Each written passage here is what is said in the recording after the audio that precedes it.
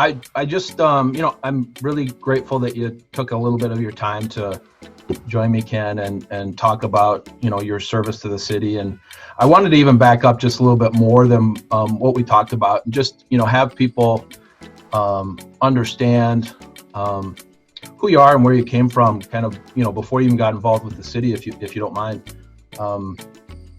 Okay. Where'd you grow up? Where were you born? Talk to us a little bit about, where you started in life, I guess. Well, I was born in New York City, but I've lived here since I was about 5 years old, 5 or 6. Grew up in Southwest Minneapolis.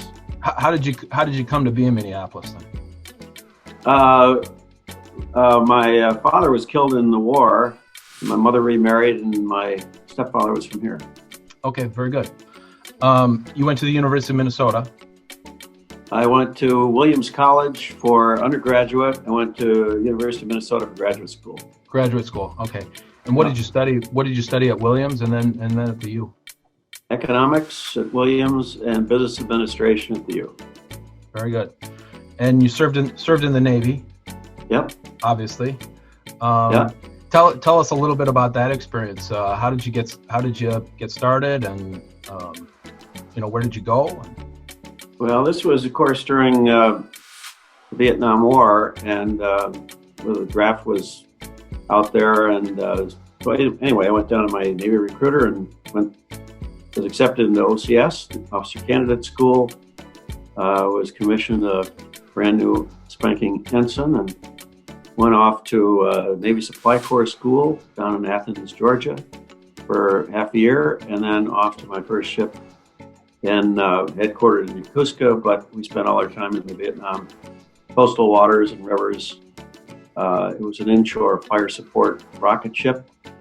So, you've seen pictures on World War II of these rockets, hundreds of rockets going off off of a ship, pounding the invasion beaches. Well, that's what we were doing in support of the troops ashore.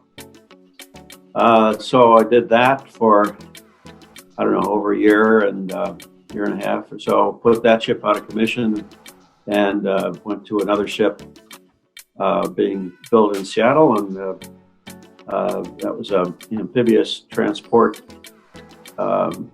helicopter landing ship, much bigger than the first one I was on, which was small.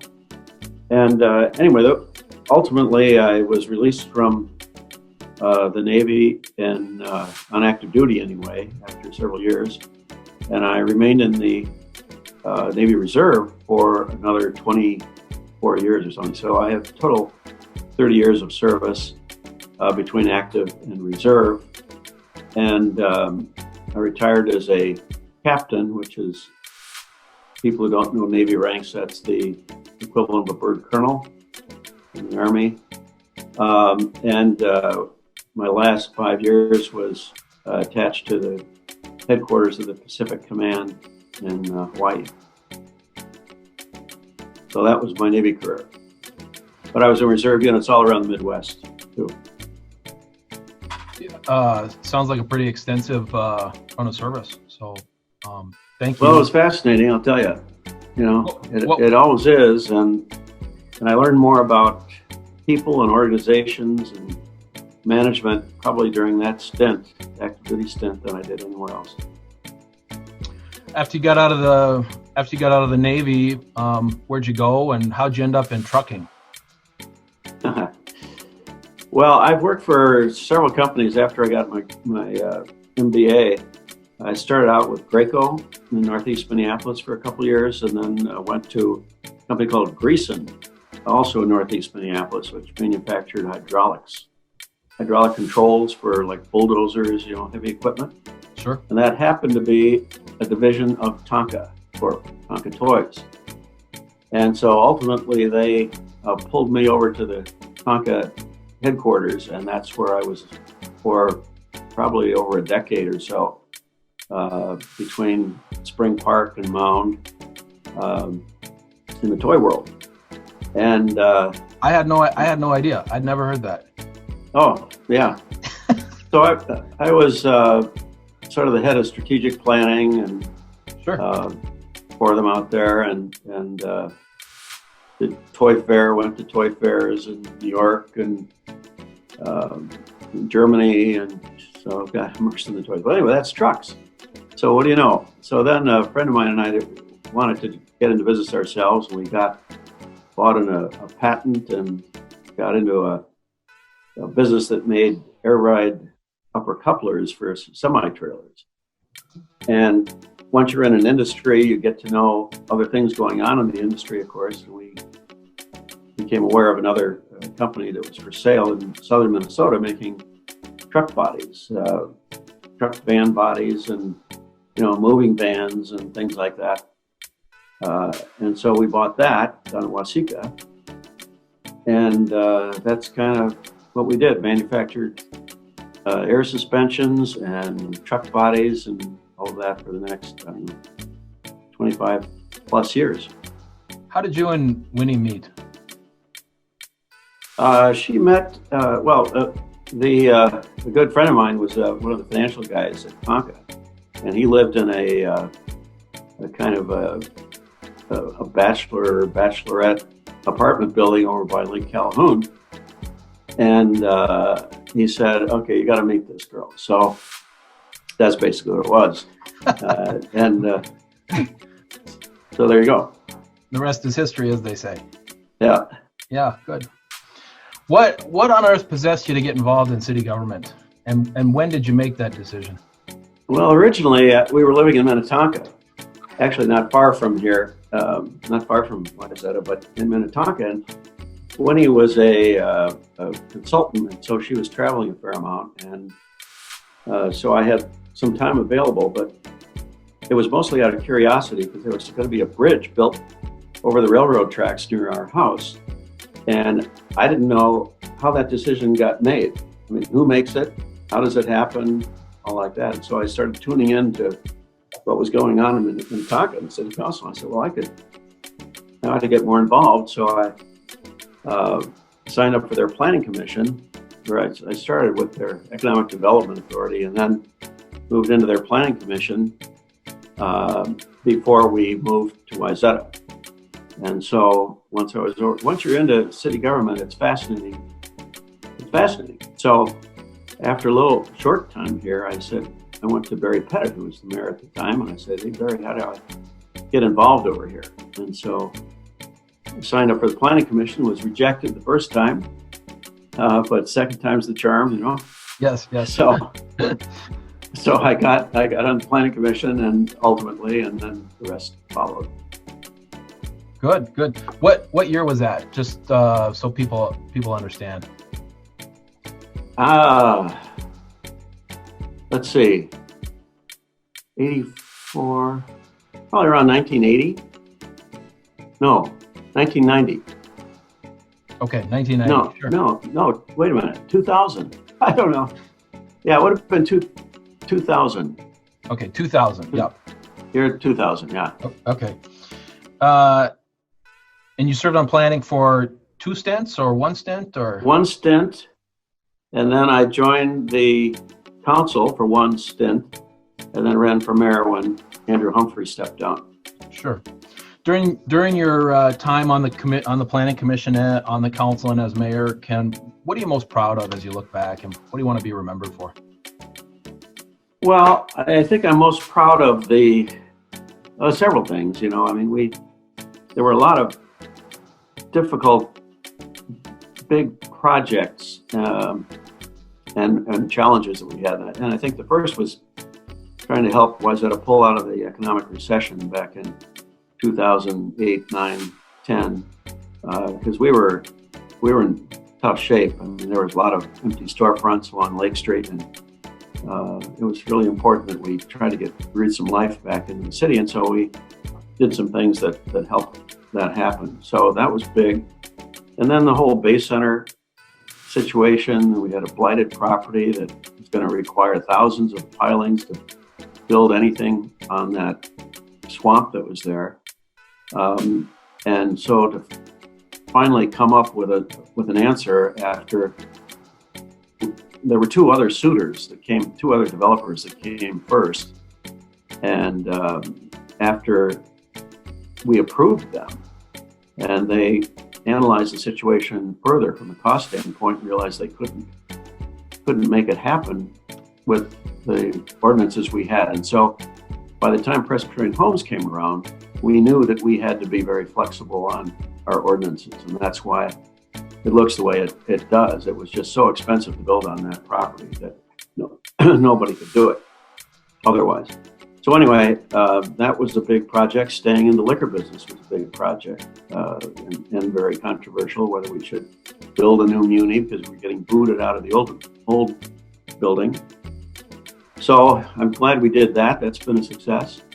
Bushway Road, we battled the county for 5 years to get preserve the kind of charm of Bushway Road. We finally got that to a point where we were satisfied.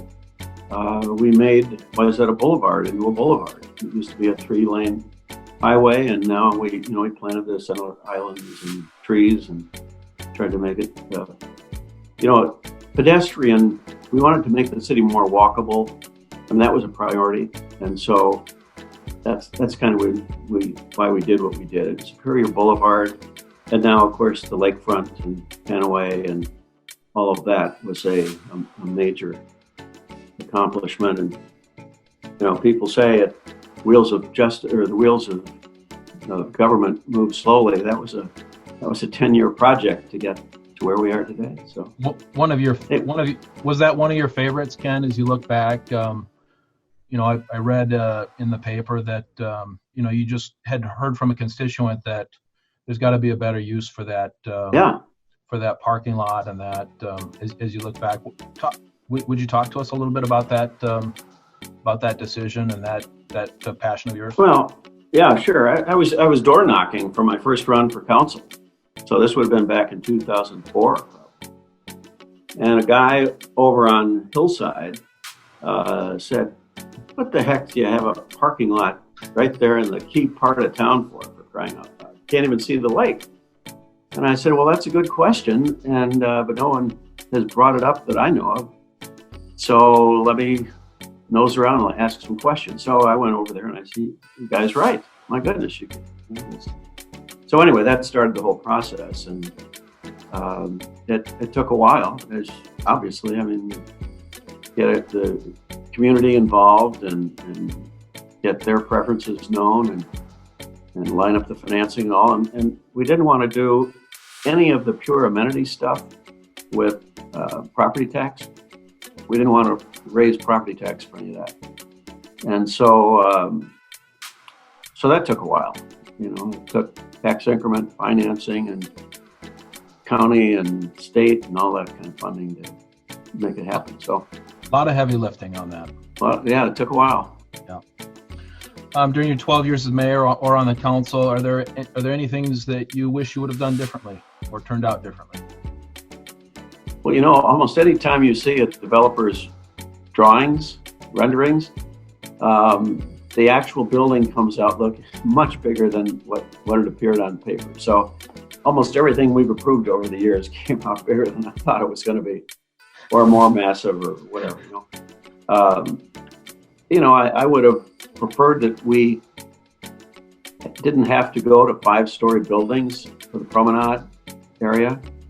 I remember when we first met the developers, Press Homes, just at the old Pancake House, and we're talking about it. And they say, "Well, we think we're going to need a 4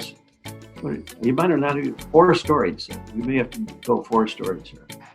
And I said, "Look, our priority is 1 story, maybe 2, and only by great exception can you get 3. And they said, "Well, we'll see."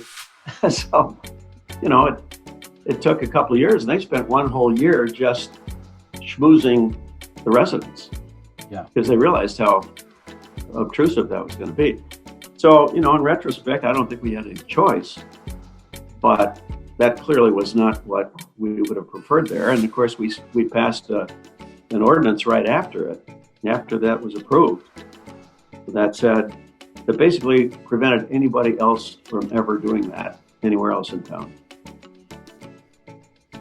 And you were really when you did that, you were really seeking to preserve Wayzata's charm. I think if I could, characterize you, one of the things that you say consistently, that's preserving the small town charm has been a high priority for you, has it not? Exactly. Yeah. Exactly. And, height and massing and scale and all of that takes a lot of that small town feel away. The buildings become more imposing and intimidating and less walker friendly, pedestrian friendly. And so, the lakefront effort with the new park area, the plaza, and all of that. Of course, in order to accomplish that, and wider sidewalks on the other side, on the north side of Lake Street, we had to take out the middle lane of Lake Street, which was a holdover from when it was a county road. And people thought that was, we got a lot of pushback on that. But one of the things it did was it calmed traffic. Cars don't blast through there the way they used to. And it just creates a more pedestrian-friendly environment. But the buildings need to be kept in scale. That's why I've battled height, 6-inch variances. No, can't happen, all that. Because once you give an inch, they take a mile, and the rest is history too. So, what's your hope for incoming Mayor McCarthy, Ken? Well, I was sort of blessed with a lot of talent around me, some really capable people, both on the council and residents that came forward to help. I had set up a finance group, kind of a kitchen cabinet during the recession, the last big recession, that helped coach me through what they thought we ought to do to restore the financial health of the city and so on. So we've got that talent in this town. And I would hope for Johanna that they continue to come forward to help her in her role. What's your hope for the city of Wayzata in the future? Well, I'd like to see the rest of Panaway come together with the boardwalk and the depot restoration and driving the Section Foreman's House restoration and the depot park and all of that. The future of Wayzata is what I hope for is that we can continue to fight the development pressures here and try to preserve the small town scale and charm of the place, because that's what makes us unique. Our downtown area is one of the only sort of organic, natural downtowns in all of the suburbs. I mean, it's a fantastic, we are so lucky to have that downtown core there. So, but we can't let it become Miami Beach, We can't have the high scale and high rises, because left unfettered, that's what the developers would put in, and we'd lose so much of what we have right now. What do you want people to remember most about you? About what? About yourself. Me? Yeah. Well, they won't remember much about me, but if they were working real hard and trying to, what was he like? I think sort of respectful, congenial, and we ran an efficient city with a lot of friendly customer service and small town kind of feel. Is there anything else you'd like to add, or? No, thank you for the chat. Nice to see you this morning. Yep. Thank you. I'd say it was just a great honor and pleasure, and everybody that's ever served in government when on the way out probably says that, but it's true. This is a great sort of a humbling honor to be able to serve the city and try to help steer its future. So I'm grateful for all of that, and what I was most grateful for as mayor was meeting all the people that I otherwise wouldn't have gotten to know in town. It's just a very much a broadening experience. So for me, it was all good. I hope other people view it at least neutral, but you can't please all the people all the time. You cannot. No. Ken, thank you very much, and thank you for your service, Mayor Willcox. And wish you. Oh, I got one more question before you go. Yeah. What are you going to do with all your time now? Well, that's a good question. You know, we had planned on traveling our brains out, and that isn't happening. So, where were you going to go? Where were you going to go? Where were you going to go? Well, you name it. You name it. I mean, we probably spent a lot more time in Europe for a while, France and Germany and stuff. But for more extended times. I mean, up until now, I couldn't go any place that we couldn't get back within 2 weeks for the next council meeting. You know. Right. So this kind of opens up more extended time travel, rather than necessarily location. You going to spend some time in some warm climates too, or no? Well, we always have, but not this year. I mean, we have reservations in Hawaii that aren't going to happen, of course. So there you go. Okay. And you know, it's not all bad here. I mean, there are worse places to be, aren't there? Than Wayzata? Exactly. Yeah. Exactly. Yeah. You tell your real estate clients that. Well, I do a pretty good job pitching it, as you might imagine. So. Good. Ken, thank you again, and wish you and Winnie all the best in your coming years. And to you too, Dan. All right. Good to see you this morning. All right. Happy New Year too. Yeah, you as well. Bye bye. Okay. Bye bye.